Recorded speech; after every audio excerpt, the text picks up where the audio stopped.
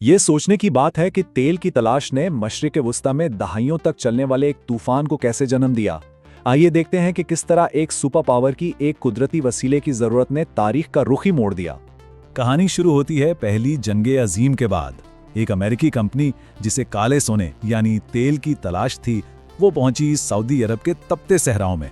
उन्हें इस बात का बिल्कुल अंदाजा नहीं था कि उनकी ये तलाश तेल से कहीं बढ़कर कुछ ऐसा दरियाफ्त कर लेगी जो दुनिया को हमेशा के लिए बदल देगा। तो हमारा ये सफ़र 1930 की दिहाई से शुरू होगा, जहां एक तेल के मुआहदे ने सब कुछ बदल दिया। फिर हम देखेंगे कि 50 की दिहाई में सर्द जंग ने कैसे हालात बदले, 70 की दिहाई में इस इत्तेहाद को आजमाया गया और आखिर में 90s की दिहाई में एक ऐसा फैसला हुआ जिसके असरात आज भी महसूस किए जाते हैं। तो ज़रा तसव्वुर करें, ये 1930s की दहाई है। अमेरिका में गाड़ियों का रिवाज बढ़ रहा है और इसके साथ ही तेल की भूख भी। ऐसे में एक अमेरिकी कंपनी ने एक बहुत बड़ा जुआ खेला। सऊदी अरब की बेरहम रेत में तेल तलाश करने का फैसला किया। कई सालों तक नाकाम खुदाई होती रही, उम्मीदें दम तोड़ रही थीं। और फिर 1938 में एक दिन जमीन से काले सोने का फव्वारा फूट पड़ा। ये वो लम्हा था जिसने न सिर्फ उस कंपनी की बल्कि दो मुल्कों की तकदीर को हमेशा के लिए जोड़ दिया। अब जहां तेल था वहां अमेरिकी भी आ बसे और वो अपने साथ समझने के एक छोटा सा अमेरिका भी ले आए। जहां एक तरफ अमेरिकी खवातीन गाड़ी चला रही थीं, वहीं दूसरी तरफ एक ऐसा माशरा था जो बिल्कुल मुख्तलिफ उसूलों पर चलता था। तो ये सिर्फ तेल का नहीं, दो तहजीबों का टकराव भी था। अब जाहिर है इतने कीमती खजाने की हिफाजत भी जरूरी थी। अमेरिकी हुकूमत ने सऊदी शाही खानदान को तजवीज़ दी कि वो तेल की हिफाजत के लिए एक फौजी अड्डा बनाना चाहते हैं। ये एक ऐसा मुआहदा था जिसकी दोनों को ज़रूरत थी, लेकिन इसकी एक कीमत भी थी। सऊदी हुक्मरान अपनी सरजमीन पर किसी गैर मुल्की फौजी मौजूदगी से हिचकिचा रहे थे। उन्होंने एक शर्त रखी, ठीक है आप अड्डा बना लें, लेकिन हमारी सरजमीन पर आपका झंडा नहीं लहराएगा। ये छोटी सी बात इस नाजुक रिश्ते की पूरी कहानी बयान करती है। अच्छा, अब इस नई अमरीकी मौजूदगी के लिए सड़कें, इमारतें और पूरा का पूरा इंफ्रास्ट्रक्चर चाहिए था। और इस बड़े काम के लिए अमरीकियों ने एक ऐसे शख्स को चुना जिसका नाम तारीख में मशहूर भी हुआ और बदनाम भी। मोहम्मद बिन लादेन, शाही खानदान के करीब एक बहुत बड़े कंस्ट्रक्शन टाइकून। उनकी कंपनी बिन लादेन ग्रुप ने सऊदी अरब में अमेरिकी मौजूदगी की बुनियादें रखीं और इस शराकतदारी ने उन्हें सऊदी अरब के अमीर तरीन लोगों में से एक बना दिया। मोहम्मद बिन लादेन सिर्फ इमारतों के ही मेमार नहीं थे, उनका खानदान भी बहुत बड़ा था। 22 बीवियों से उनके 24 बच्चे थे और इन चंद बच्चों में से एक तारीख का रुख बदलने वाला था।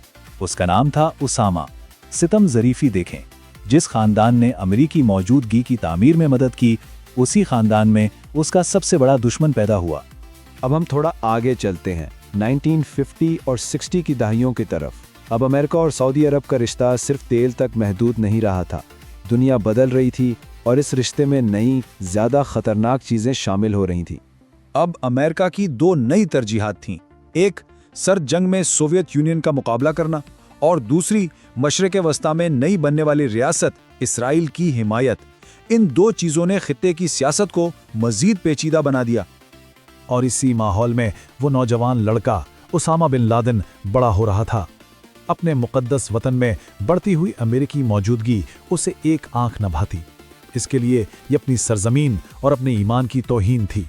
तो इसी एहसास ने उसे मुज़ाहिमत के रास्ते पर डाल दिया। वो अफ़गानिस्तान गया सोवियत यूनियन के खिलाफ लड़ने।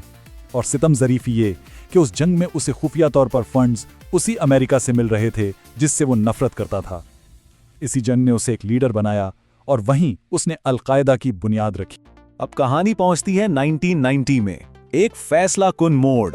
इराक ने कुवैत पर हमला कर दिया है और अचानक दुनिया की चौथी बड़ी फौज सऊदी अरब के बॉर्डर पर खड़ी है। पूरी ममलिकत में एक खौफ की लहर दौड़ गई है।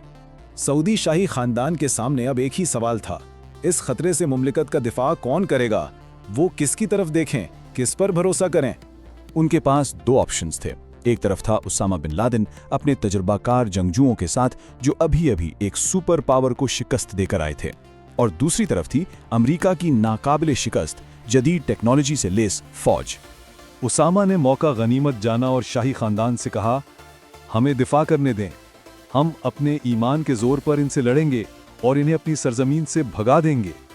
लेकिन सऊदी हुक्मरानों ने इसकी पेशकश को मजाक में उड़ा दिया। उन्होंने तंजन कहा, कुवैत में लड़ने के लिए कोई गार नहीं है, यानी तुम्हारे गोरिल्ला हरबे यहाँ काम नहीं आएंगे।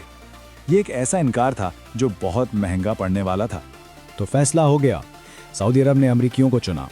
एक ऐसा फैसला जिसने वक्ती तौर पर तो बादशाह को बचा लिया, लेकिन उसने नफरत और तशद्दुद का एक ऐसा तूफान खड़ा कर दिया जिसने पूरी दुनिया को अपनी लपेट में ले लिया। तो हुआ क्या? अमरीकी फौज ने इराकी फौज को तो कुचल दिया, लेकिन जो आर्जी फौजी अड्डे बनाए गए थे वो मुस्तकिल हो गए। उसामा के लिए अपने ही मुल्क का यह फैसला एक नाकाबिले मुआफी धोखा था। और यहाँ कहानी एक खौफनाक मोड़ पर आकर मुकम्मल होती है। जिस शख्स के खानदान ने अमरीकी मौजूदगी की बुनियादें रखी थीं, अब उसी शख्स ने अपनी जिंदगी उसे तबाह करने के लिए वक्फ कर दी। एक मेमार अब एक तबाह कुनिंदा बन चुका था। ये एक ऐसी कहानी है जिसमें कोई आसान जवाब नहीं। ये हमें सोचने पर मजबूर करती है कि जब किसी मसले का हल खुद उससे भी बड़ा मसला बन जाए तो फिर उसकी जिम्मेदारी किस पर आयद होती है।